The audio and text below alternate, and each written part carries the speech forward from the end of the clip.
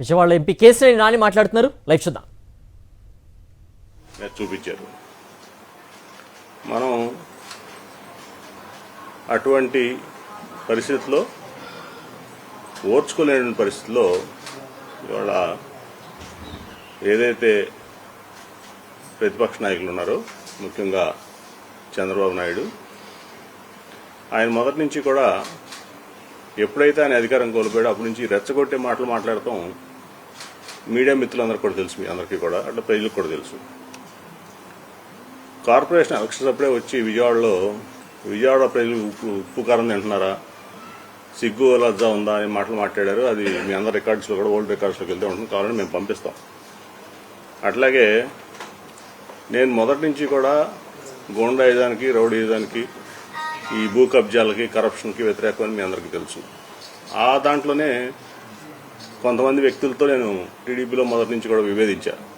దాంట్లో ముఖ్యుడైనటువంటి వ్యక్తి విజయవాడ సెంట్రల్ అభ్యర్థి, ఒకప్పుడు మాజీ ఎమ్మెల్యే బోండామ్మ.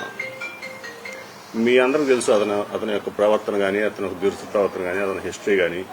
అతను ఒక గూండా, అతను ఒక రౌడీ, అట్లాగే ఒక భూ కబ్జాదారుడు. ఈవెన్ స్వతంత్ర సమరయోధులకి భారత ప్రభుత్వం ఇచ్చినటువంటి భూములు కూడా వదిలిపెట్టినటువంటి వ్యక్తి అతను.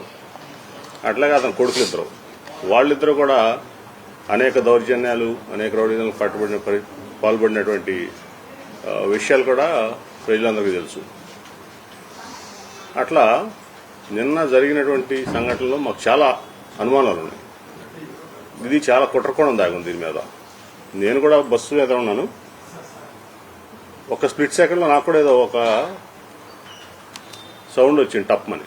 తర్వాత చూస్తే ముఖ్యమంత్రి గారు ఇట్లా చేయబెట్టుకుని కింద ఇదవుతున్నాను చూశాను. అర్థం కాల ముందేంటని. కానీ ఇది ఒక టార్గెటెడ్ అటెంప్ట్ అనమాట, దాంట్లో ఎటువంటి సందేహం లేదు.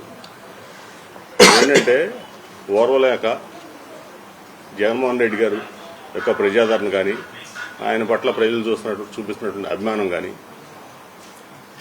మళ్ళీ మనం ఓడిపోతున్నాం అనే ఒక బాధ కానీ టీడీపీ వాళ్ళకి, ఇవన్నీ కలిపితే నిన్నటి దాడి అనేది నా అభిప్రాయం, అనుమానం కూడా.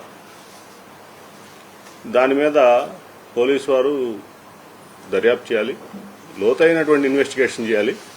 దాన్ని ఎవరో దోషులు అనేది ఖచ్చితంగా చేయాల్సినటువంటి విషయాలు ఉన్నాయి. మా అనుమానాలన్నీ కూడా మరి మీకు ఇప్పుడే వ్యక్తపరిచాను. మా అనుమానాలన్నీ చంద్రబాబు మీద, లోకేష్ మీద, అట్లాగే అక్కడ అభ్యర్థి బోండమ్మ మీద మా అనుమానాలు ఉన్నాయి. కాబట్టి మేము ఎలక్షన్ కమిషన్ కూడా ఆల్రెడీ మా పార్టీ రిప్రజెంట్ చేసింది, మేము కూడా చేస్తాం ఢిల్లీలో. ఏదేమైనప్పటికీ విజయవాడలో ఇటువంటి సంఘటన జరగడం చాలా బాధాకరం. ఇది రేపు రాబోయే రోజుల్లో దీన్ని అరకట్టకపోతే చాలా అనర్థాలు జరుగుతాయి. కాబట్టి విజయవాడ శాంతిగా ఉండాలి, విజయవాడ అభివృద్ధి చెందాలి అని దేంతో వైఎస్ఆర్సీపీలో మేమందరం కూడా పనిచేస్తున్నాం. నేను ఎంపీ క్యాండిడేట్గా, మా ఎమ్మెల్యే క్యాండిడేట్లు అందరూ కూడా దాని మీద కృషి చేస్తున్నారు. మేమందరం కూడా శాంతి భద్రతలకు అత్యంత ప్రాధాన్యత ఇచ్చేటువంటి వ్యక్తులు. కాబట్టి వెంటనే దీని మీద దర్యాప్తు చేసి నిజానిజాలను నిగ్గుదేల్చాలి, దోషుల్ని శిక్షించాలి. ముఖ్యంగా నిన్న ఏదైతే నేను అమ్మడే వ్యక్తం చేసిన టప్మన్ సౌండ్ వచ్చింది. తర్వాత ముఖ్యమంత్రి గారి తోటం నేను చూశాను. వెంటనే చూస్తే ఇక్కడ కరెక్ట్గా ఇక్కడ తగలటం, అదే దీంట్లో స్పీడ్లో వెల్లంపల్లి గారికి కంటి మీద దెబ్బ తగలడం జరిగింది. చాలా అదృష్టం నిజంగా. నేను నిన్న డాక్టర్స్తో పొద్దున కూడా మాట్లాడాను. ఆయన కంటికి దెబ్బ తగిలింది కానీ కొంత అదృష్టం బాగుండి ఇంకా తీవ్రమైన గాయం అవ్వలేదు, లేకపోతే ఆయన చూపు కోల్పోవాల్సిన పరిస్థితి వచ్చేది. అలాగే ముఖ్యమంత్రి గారికి నుదుటి మీద తగిలింది. ఇంకెక్కడ తగిలితే మరి ముఖ్యమంత్రి స్థాయి వ్యక్తికి అటువంటి జరగటం, ఏదైనా జరగడానికి జరిగితే నిజంగా కూడా మనం అందరం కూడా చాలా చింతించవలసిన పరిస్థితి ఏర్పడేది అనేది మా అందరి భావన. కాబట్టి ఇది వెంటనే అరికట్టాలి. దీన్ని మేము తీవ్రంగా ఖండిస్తున్నాం. అట్లాగే పోలీసు ఇన్వెస్టిగేషన్ చేసి తీవ్రమైన చర్యలు పోలీసు వారు తీసుకోవాలని చెప్పి కూడా పోలీసు వారిని మేము విజ్ఞప్తి చేస్తాం.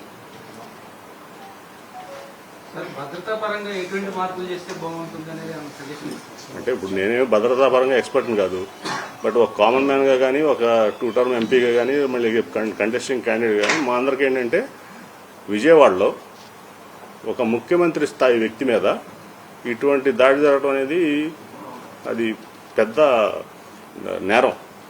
ఇప్పుడు ముఖ్యమంత్రి స్థాయి వ్యక్తి మీదే ఇటువంటి దాడి జరిగితే రేపు కామన్ మ్యాన్కి ఎట్లా ఉంటుందనేది మనందరం కూడా ఆలోచించుకోవచ్చు. కాబట్టి ఇటువంటి జరగకూడదు. రాష్ట్రంలో కాదు, దేశంలో ఎక్కడ జరగకూడదు. ఇది అసలు విజయవాడలో అసలు జరగకూడదు. అది ముఖ్యమంత్రి స్థాయి వ్యక్తి జరిగిందంటే ఖచ్చితంగా అది breach of safety and protect. దాంట్లో ఎటువంటి సందేహం లేదు.